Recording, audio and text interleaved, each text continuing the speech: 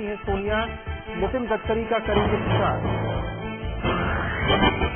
उद्धव ठाकरे ने सामना के जरिए राज ठाकरे पर साधा निशाना, कहा स्वार्थ में लिप्त है राज, पाला साहब को भेजे गए चिकन सूप का बिल चुनाव सभा में लहराना बेहतर नहीं। लाइव इंडिया पर देखिए चुनावी राजनीति की कहीं न कहीं कहानी, हमारी विशेष पेशकश चुनाव चक्र में राजतत्व से।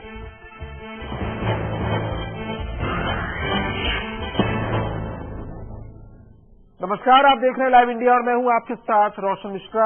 बीजेपी के दो नेताओं के बयान पर बवाल मच गया है। मोदी के हनुमान कहे जाने वाले अमित शाह और राजस्थान के मुख्यमंत्री वसुंधरा राजे के बयान ने राजनीति में हलचल तेज कर दी है। जहां एक तरफ यूपी में अमित शाह ने भड़काऊ भाषण दिया, उन पर आरोप है, वहीं दूसरी तरफ राजस्थान की मुख्यमंत्री वसुंधरा राजे ने चुनाव के बाद इमरान मसूद को देख लेने की धमकी दी। सहारनपुर से कांग्रेस उम्मीदवार इमरान मसूद ने बीजेपी के पीएम उम्मीदवार नरेंद्र मोदी को धमकी दी थी।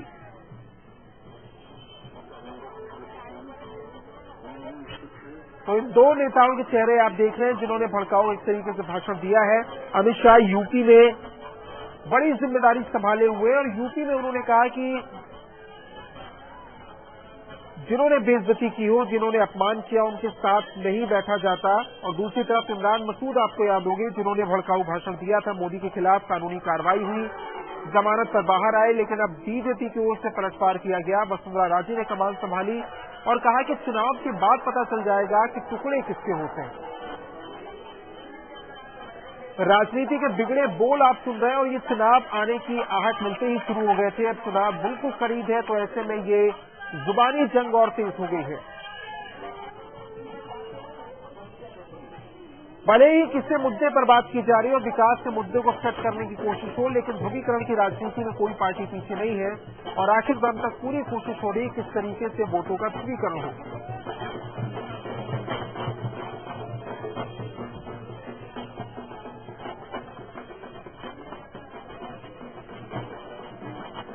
अमित शाह यूपी में तमाम जगहों पर जाकर बीजेपी के पक्ष में वोट डालने की अपील कर रहे हैं, लेकिन साथ ही ये भी एहसास करा रहे हैं कि जो कुछ हुआ है यूपी में उसे याद रखें और ये बदला लेने का वक्त है, जो अमित शाह ने कहा, और वो बदला वोट देकर लेना है। दूसरी तरफ वसुंधरा राजे ने इमरान मसूद के बयान को आज घेरा और कहा कि क्योंकि इमरान मसूद ने मोदी को लेकर आपत्तिजनक शब्दों का इस्तेमाल किया था, मारने काटने जैसे शब्दों का प्रयोग किया, और उसी पर वसुंधरा राजे ने वैसा ही जवाब दिया है। राजे ने कहा कि चुनाव के बाद पता चल जाएगा कि टुकड़े किसके होते हैं। हालांकि कांग्रेस ने इस बयान की आलोचना की और कहा कि बीजेपी का असली चेहरा सामने आ गया, लेकिन दोनों तरफ से इस तरह के विवादित बोल इस्तेमाल किए जा रहे हैं।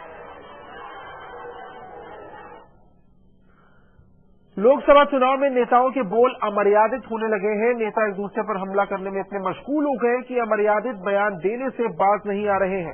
बेनी आजम इमरान मसूद के बाद अब बीजेपी के महासचिव अमित शाह ने भी ऐसा बयान दिया जिस पर विवाद खड़ा हो गया है।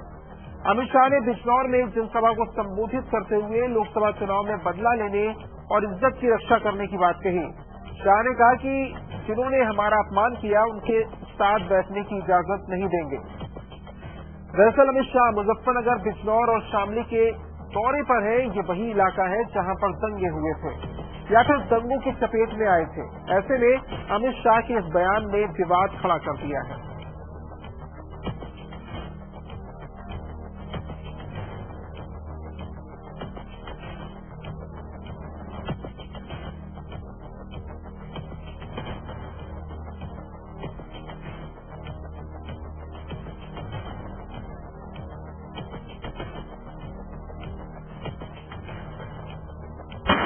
बताइए मुझे, जिन्होंने हमारे समाज का अपमान किया, जिन्होंने हमारे समाज के लोगों की हत्या की, युवाओं को मौत के घाट उतार दिया, उन लोगों के साथ बैठकर कभी हमारा सम्मान बढ़ सकता है क्या?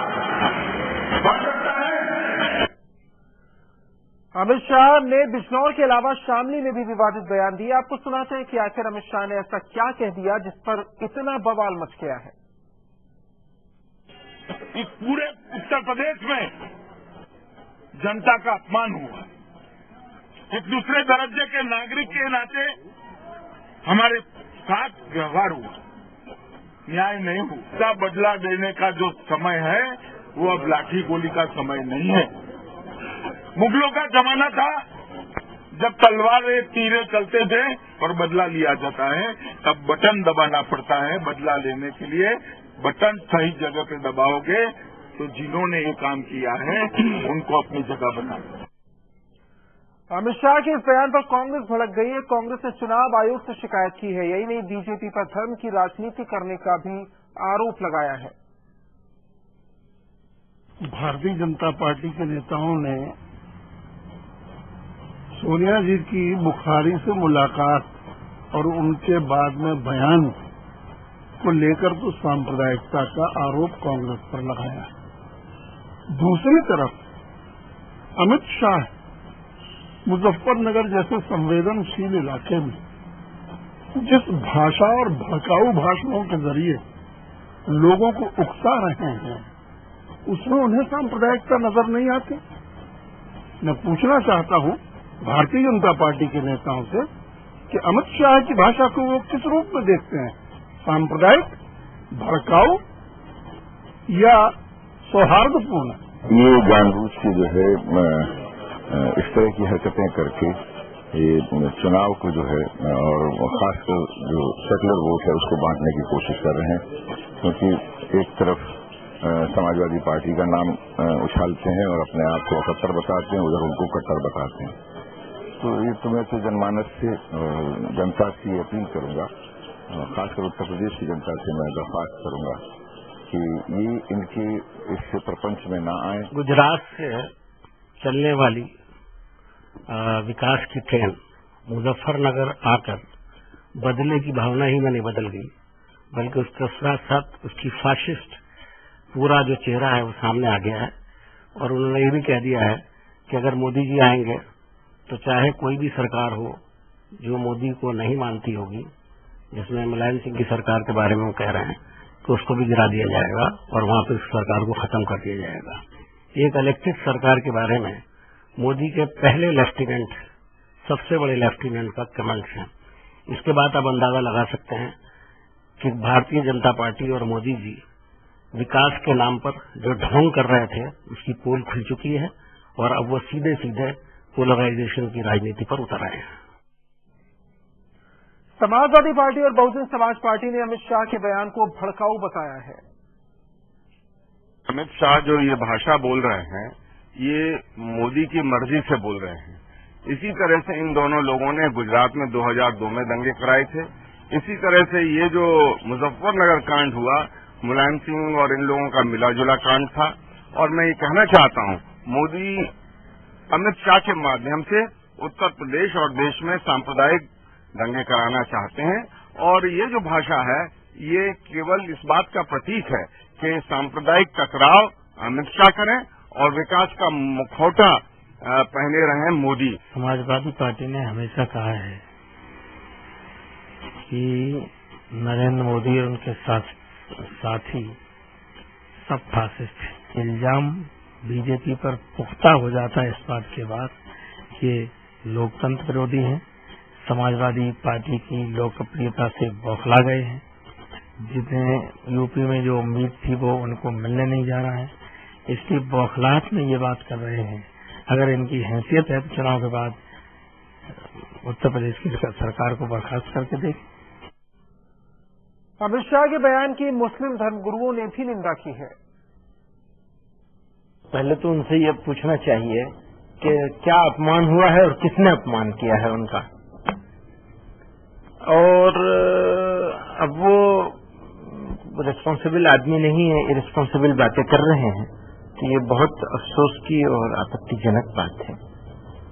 इस तरह का भड़काऊ अंदाज, अनरीजनेबल एटीट्यूड, ये किसी नेशनल पॉलिटिकल पार्टी के इस पोजीशन पर बैठे हुए लीडर से उम्मीद नहीं की जानी चाहिए।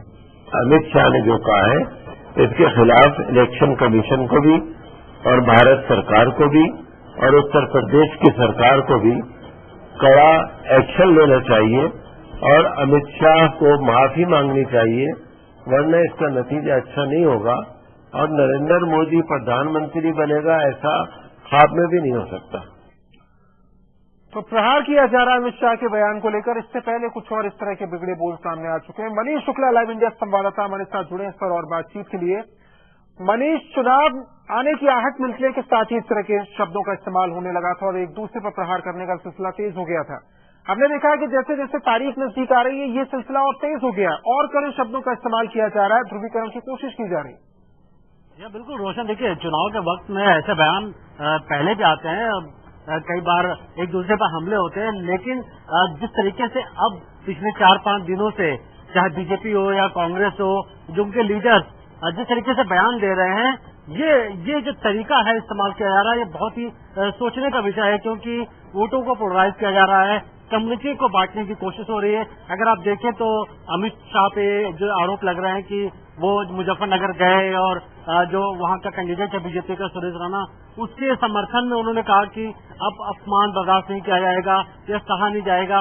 वसुंधरा राजे इस तरीके से बयान देते अमित शाह के समर्थन में, या यूं कहें कि नरेंद्र मोदी पर जब कुछ दिनों पहले कांग्रेस के प्रत्याशी ने बयान दिया था तो वसुंधरा राजे ने उसका रिएक्शन दिया है। तो कहीं न कहीं विकास के मुद्दे जो पिछले 4-5 दिनों पहले तक ये देखे जा रहे थे कि चाहे मोदी हो या अब कांग्रेस हो, वो विकास के मुद्दों को लेकर के चुनाव लड़ रही थी और बार बार अपने बयान में बातें कही जा रही थी। लेकिन अचानक 10 तारीख को जो वोटिंग है, फर्स्ट सेट ऑफ टाइम देखिए रोशन, बहुत ही क्रूशियल है। मनीष, लेकिन सवाल उठता है, चलिए आपने कहा एक सेट एजेंडा है जिस पर बीजेपी कोशिश कर रही है और आपने देखा कि प्रचार के दौरान उस तरह के एजेंडे को सामने रखा जा रहा है जनता के कि हम विकास की राजनीति कर रहे हैं। अमित शाह तो बेहद करीबी है, प्रभारी भी है, उत्तर प्रदेश की बड़ी जिम्मेदारी उनके कंधों पर है।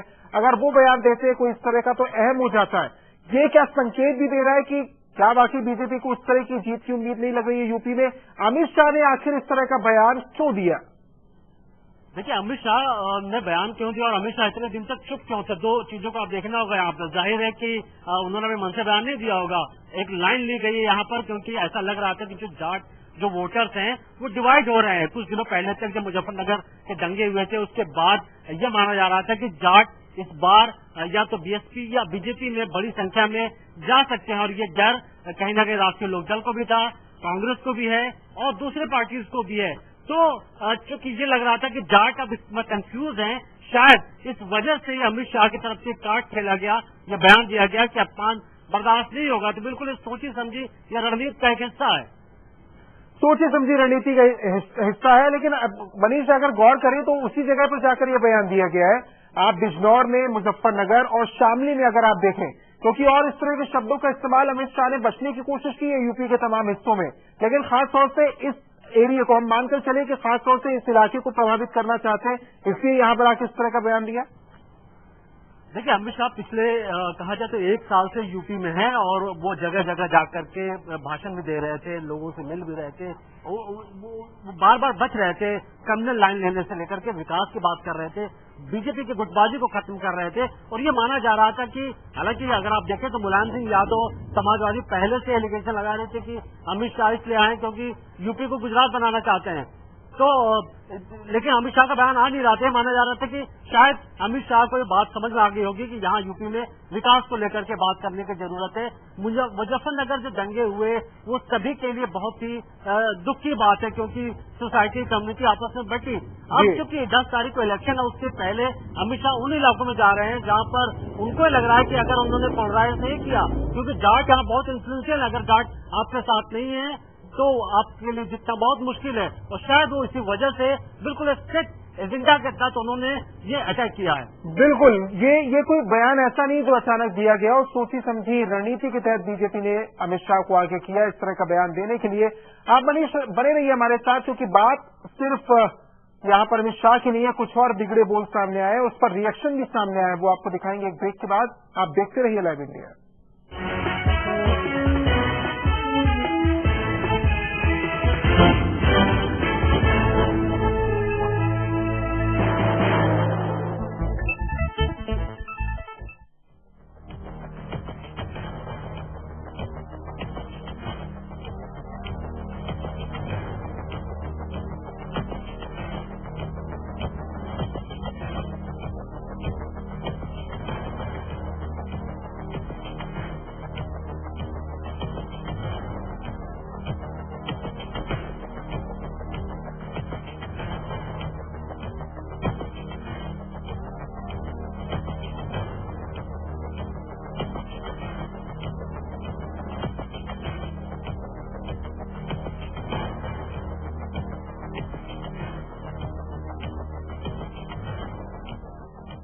केश किंग आयुर्वेदिक तेल जो बना है 16 खास आयुर्वेदिक तत्वों से, रखे मेरे बालों का ख्याल और बनाया उन्हें लंबा, काला और घना। Kesh king, the king of hair oil.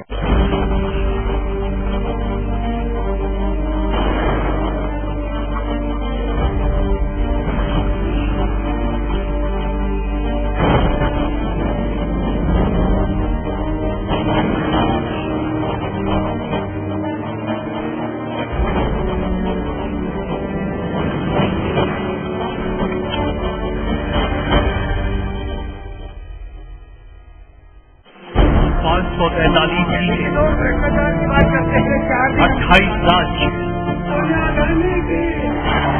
81 crore voter, 72 दिन और एक सरकार।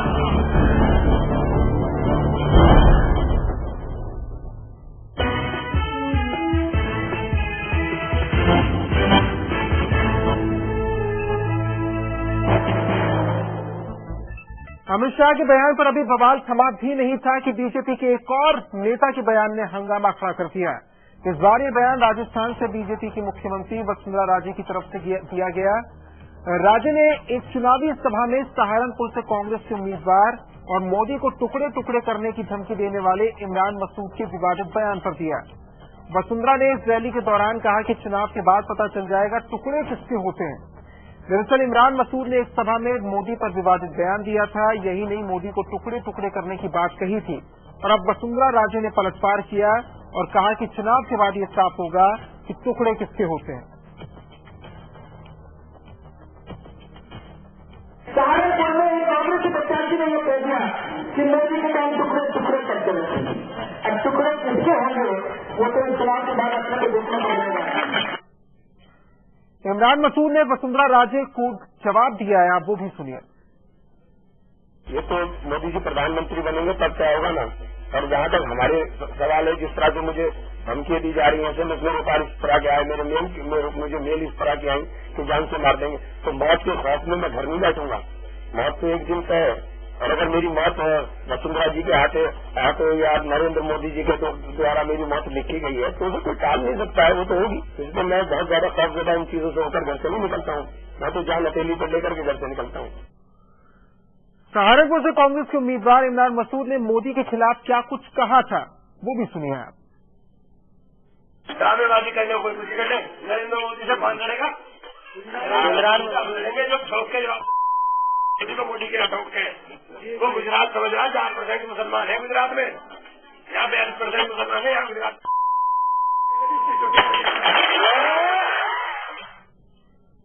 मनीष शुक्ला लाइव इंडिया संवाददाता हमारे साथ जुड़े। मनीष, इमरान मसूद का बयान सामने आया, उसने अचानक राजनीतिक माहौल को गर्म कर दिया, क्योंकि आप कड़े शब्दों का इस्तेमाल करते हैं, लेकिन मारने काटने जैसे शब्दों का इस्तेमाल वाकई हैरान करने वाला था और उसके बाद कार्रवाई की गई, लेकिन तुरंत बीजेपी की ओर से इस पर कोई रिएक्शन नहीं था, कोई पलटवार नहीं किया गया।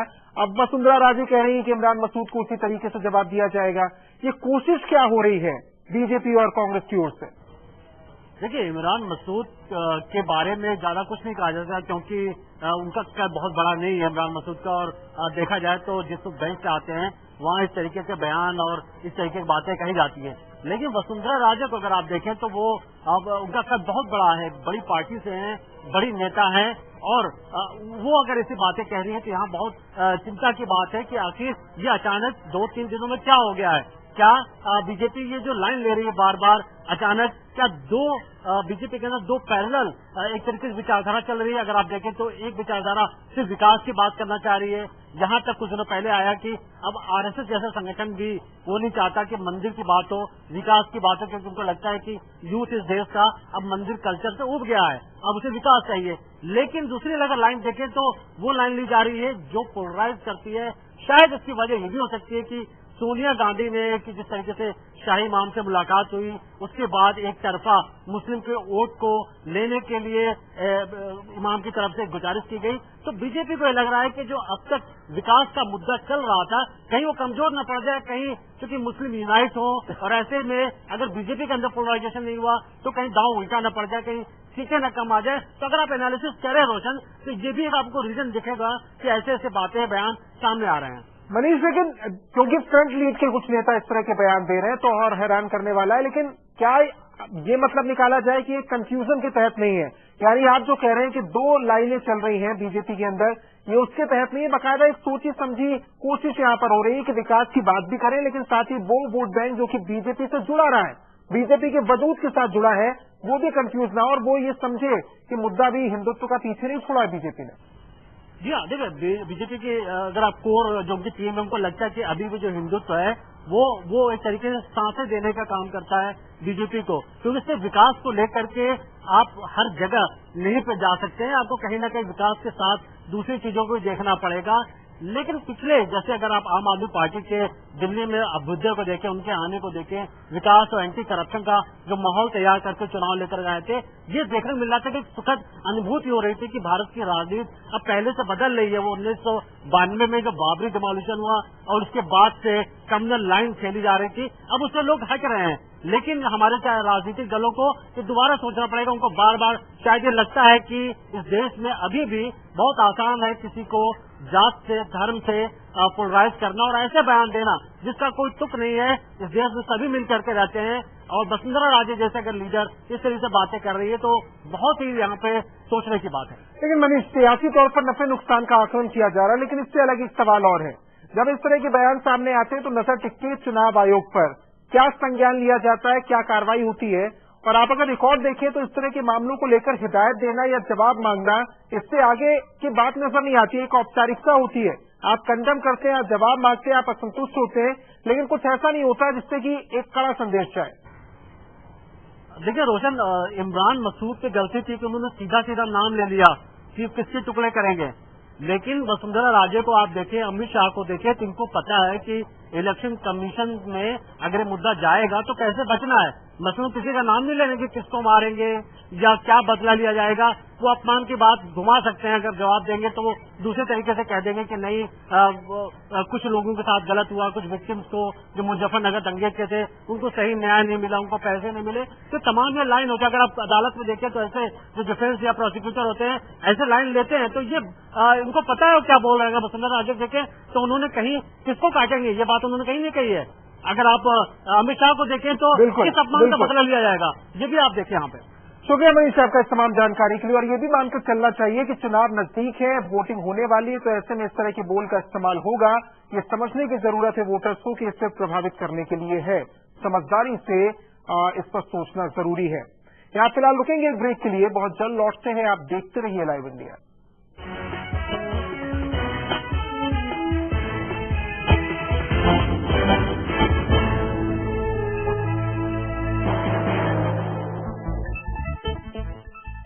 शादी हुई, ससुराल में मायके का एहसास ढूंढ रही थी। वैसे यहां भी प्यार जताने वाला परिवार था, पर मेरा भविष्य सुरक्षित है इस बात से आत्मसम्मान और विश्वास मिला था। समृद्ध जीवन multi state multipurpose cooperative society limited आपका जीवन समृद्ध बनाने के लिए हमेशा आपके साथ है।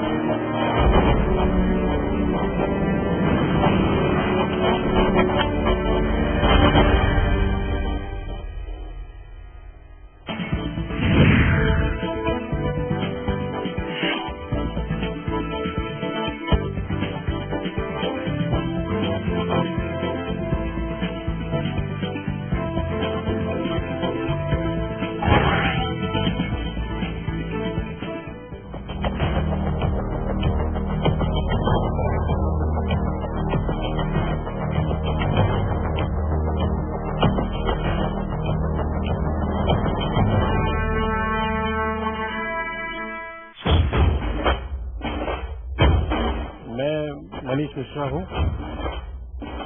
मैं सारे मतदाताओं से ये अपील करूंगा कि एक अच्छे कैंडिडेट को वोट करें जो ईमानदार हो, जिसकी छवि बहुत साफ हो और जो देश को आगे लेके जाए, हमें उन मुल्कों की श्रेणी में लेके जाए जो उन्नत देश है। जो आपका वोट है बहुत कीमती है, वोट जरूर करिए। मैं शपथ लेता हूं कि इन चुनावों में वोट जरूर करूंगा और एक अच्छे उम्मीदवार को चुनूंगा। आपसे भी गुजारिश है कि आप भी वोट दीजिए और देश को आगे लेके जाइए। जय हिंद।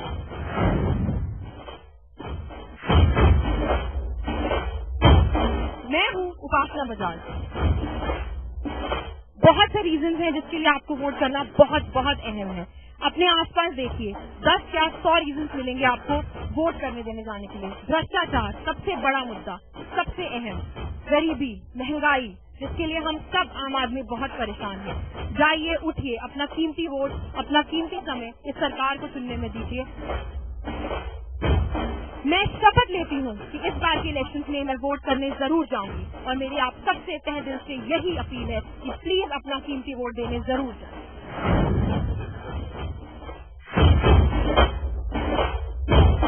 मेरा नाम पलाश त्यागी है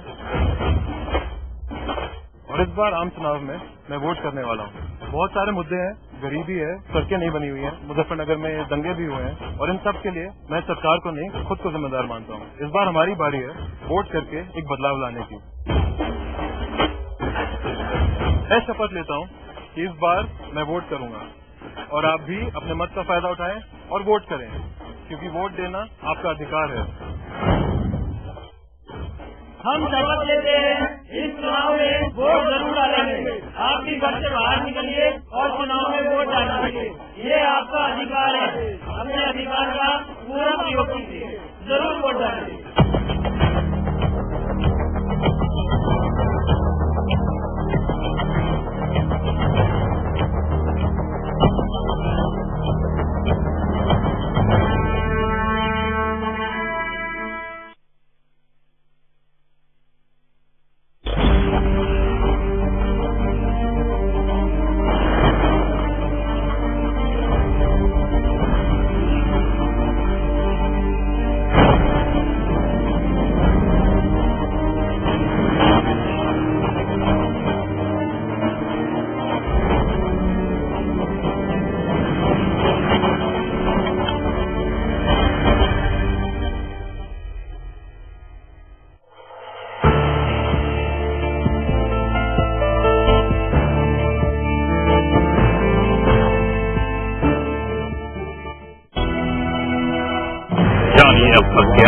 इतिहास को नायकों के बनने बिगड़ने की कहानी, कैसे चुनावों ने बदली भारत की तकदीर, कैसे राजनीति में बने और बिगड़े सीखर, कभी हार में जीत, कभी जीत में हार, सब कुछ बताएगा चुनाव चक्र।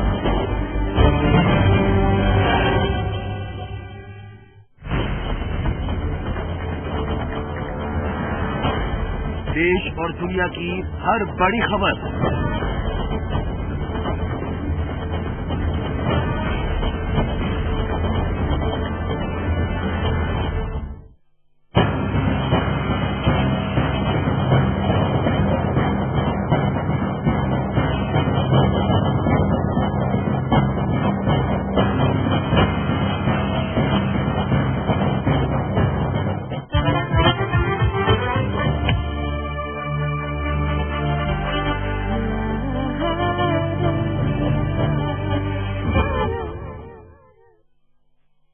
बॉलीवुड लाइव की ट्रायल रखें केश किंग आयुर्वेदिक से the king of hair oil. वोटों के ध्रुवीकरण पर अमित शाह के बयान का राजनाथ ने किया बचाव, कहा बयान का गलत मतलब निकाला गया। अमित शाह ने कहा था अपमान करने वालों से बदला लेने का वक्त। मसूद और वसुंधरा राजे का विवादित बयान, कहा चुनाव के बाद मालूम चलेगा होंगे किसके टुकड़े। कांग्रेस का बयान, सामने आया बीजेपी का असली चेहरा। गांधीनगर में आडवाणी ने की मोदी की तारीफ, कहा नरेंद्र मोदी है अच्छे रणनीतिकार। मोदी बोले आडवाणी का मिला मार्गदर्शन, आडवाणी ने दाखिल किया पर्चा।